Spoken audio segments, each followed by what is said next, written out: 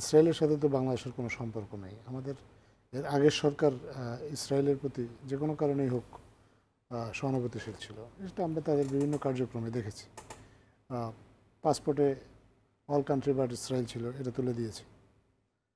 আবার সুস্পষ্ট একটা অভিযোগ আছে যে ইসরায়েল থেকে বাংলাদেশ সরকার স্পাই ওয়ার কিনেছে, নজরদারি বাংলাদেশের মানুষের উপর নজরদারি করার জন্য।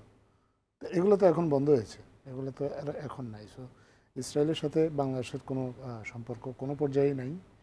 তো যেহেতু নাই, সেটা আর রদ করার প্রয়োজন পড়ছে না। আর যদি এরকম কোনো কিছু কারো চোখে আসে, নজরে আসে যে কোনোভাবে বাংলাদেশের কেউ ইসরায়েলের সাথে রিমোটলিও কানেক্টেড, তাহলেও সরকারের যদি নজরে আসে, সরকার অবশ্যই উপযুক্ত পদক্ষেপ নেবে। একটা জিনিস আপনাকে